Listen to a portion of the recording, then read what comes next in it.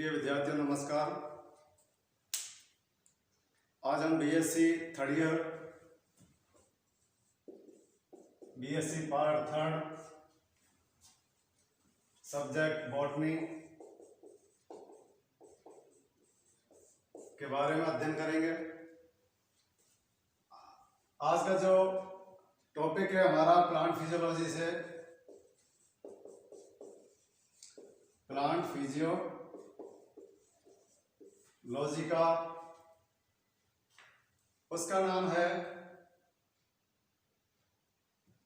Water relation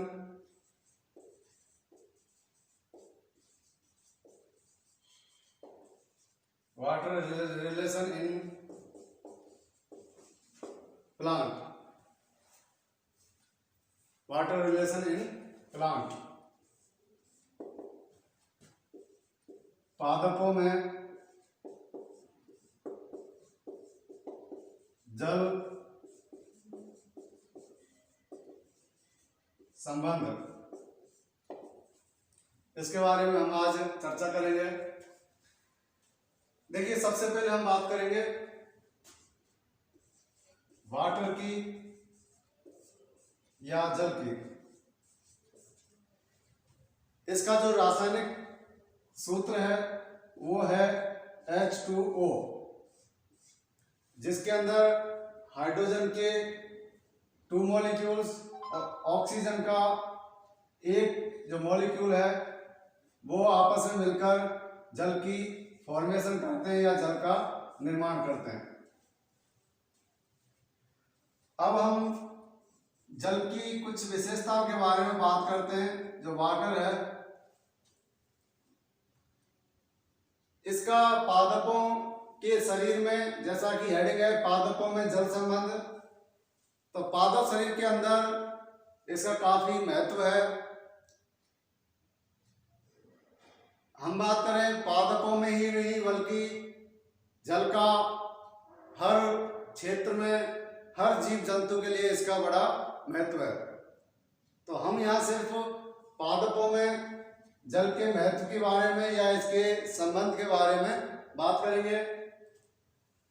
जल की हम बात करें, जल एक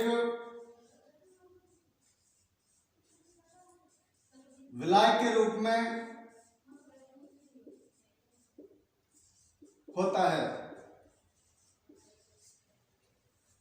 जल का जो मेन लक्षण है, कैरेक्टर है, वो क्या है इसका?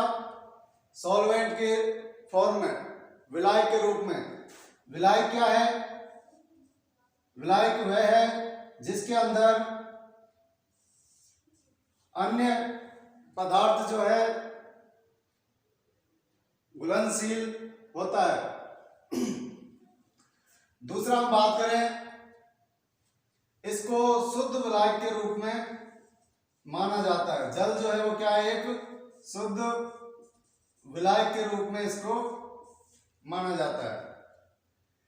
फिर हम बात करें, जल जो है वो तीनों अवस्थाओं में देखा जाता है। सॉलिड, द्रव, लिक्विड और गैसीय अवस्था। सॉलिड फॉर्म, लिक्विड फॉर्म और गैसेस स्टेज, तीनों अवस्थाओं में ये जो है वो पाया जाता है। हम बात करें 4 डिग्री सेल्सियस पर इसका जो घनत्व है वो सबसे ज्यादा होता है। 4 डिग्री सेल्सियस पर इसका घनत्व जो है वो अधिक होता है।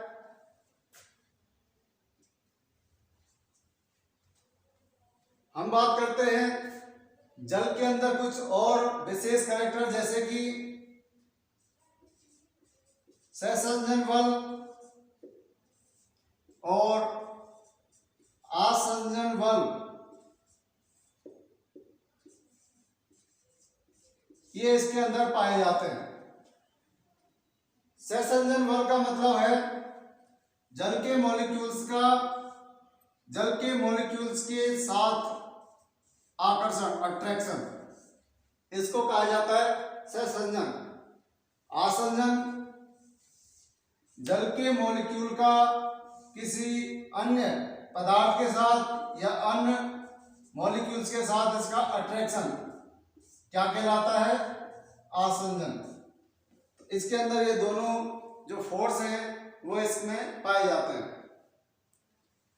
देखिए जल के बारे में कुछ इसके विशेषताओं के बारे में या इसके लिए कोई किसी वर्ड का इस्तेमाल किया गया है जिसका नाम है फ्लूइड ऑफ लाइफ। क्या बोला जाता है?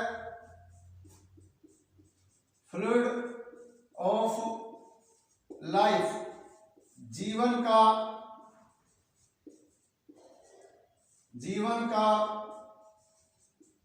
द्रव। जल को फ्लूइड ऑफ लाइफ, जीवन का द्रव इसको कहा जाता है। इसका कारण यह है कि जल जो है वो सभी जीवों के लिए जीवित रहने के लिए आवश्यक है। हम बात करें जैसे कि जीव द्रव, जिसे आप प्रोटोप्लाज्म कहते हैं,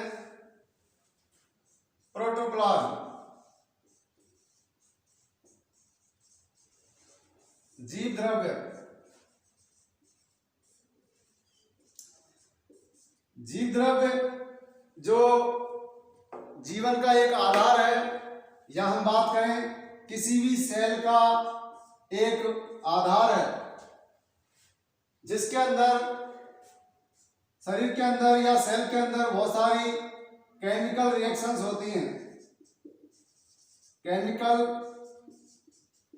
रिएक्शंस घटित होती हैं, संपादित होती हैं। तो जो प्रोटोप्लाज्म है उसके अंदर जल की जो मात्रा है वो अत्यधिक होती है। लगभग 90 से 95% प्रोटोप्लाज्म के अंदर जल पाया जाता है। हम बात करें जल रासायनिक क्रियाओं के लिए, जल रासायनिक क्रियाओं के लिए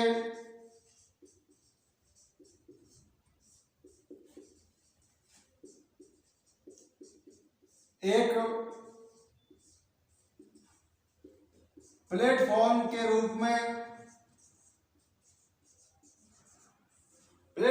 रूप में कार्य करता है। और हम बात करें जल विभिन्न प्रकार के पदार्थों के स्थानांतरण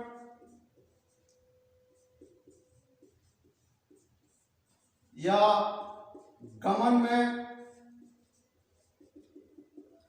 माध्यम के रूप में कार्य करता है। माध्यम के रूप में कार्य करता है।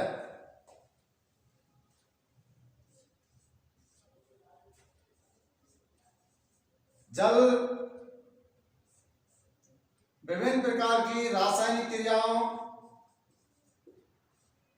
को संपादित करने में भी भूमिका निभाता है। यदि हम बात करें शुद्ध जो जल है उसके पीएच की, तो इसका पीएच मान 7, जिसे हम उदासीन जल कहते हैं। यदि इसका मान पीएच 7 से कम और पीएच 7 से ज्यादा, यदि पीएच 7 से यदि कम है तो इस जल का माध्यम जो है वो क्या कहलाएगा? ये अम्लीय। और यदि इसका पीएच मान 7 से ज्यादा है इस प्रकार के जलीय माध्यम को हम बोलते हैं क्षारीय, बेसिक नेचर का, और ये क्या हो जाएगी, एसिडिक नेचर। तो ये जल के बारे में कुछ इसके कैरेक्टर्स के बारे में है। अब हम बात करते हैं कि जल पादप शरीर के अंदर, जैसा कि हम फिजियोलॉजी के बारे में पढ़ रहे हैं, प्लांट फिजियोलॉजी का मतलब पादप शरीर के अंदर होने वाली विभिन्न प्रकार की क्रियाएं, अभिक्रियाएं या विभिन्न प्रकार के कुछ प्रोसेस इसमें जो घटित होते हैं, उनमें जल जो है वो भूमिका निभाता है। तो यहां पर हम बात करें, देखिए जो प्लांट है, प्लांट के लिए वाटर, अभी हमने बात की थी, काफी महत्व है इसका। पादप अपनी ग्रोथ करने से लेकर विभिन्न प्रकार के क्रियाओं के लिए जल जो है वो आवश्यक होता है। हम बात करें सीड, किसी भी पादप का क्या है, बीज है। जब इसको जमीन के अंदर उगाया जाता है तो इसका जर्मिनेशन होता है, और जर्मिनेशन के दौरान ही सीड जो है उसके अंदर जल, सॉइल से जो है वो क्या करता है, प्रवेश करता है। जब सीड के अंदर जल प्रवेश करेगा तब इस सीड के अंदर पाए जाने वाले विभिन्न प्रकार के एंजाइम्स क्या होते हैं, एक्टिव होते हैं, और एक्टिव होने के बाद उस सीड को अंकुरित करते हैं, और अंकुरित होने के बाद उस पौधे की ग्रोथ के लिए जल जो है वो आवश्यक होता है। हम बात करें बीज के जर्मिनेशन से एम्ब्रियो बनेगा, एम्ब्रियो के अंदर, उस एम्ब्रियो से उसके अंदर रेडिकल और प्लूमूल ये इसके अंदर पाए जाते हैं। रेडिकल से रूट जो है वो डेवलप होती हैं। फिर हम बात करते हैं जो पादप की जड़ें हैं, वो जमीन से, मान लीजिए ये जड़ें हैं, जमीन से सॉइल पार्टिकल्स के बीच में जो जल पाया जाता है उसका क्या करती हैं, एब्जॉर्प्शन, वाटर एब्जॉर्प्शन, जल का अवशोषण, जल अवशोषण, जल अवशोषण। तो ये भी एक प्रकार की क्या है, प्रोसेस है जो पादपों में पाई जाती है। इसके बारे में हम आगे डिटेल से पढ़ेंगे। इसके बाद हम बात करते हैं, कुछ हेडिंग है जो जल से रिलेटेड है, जल से संबंधित है, जैसे कि होलार्ड,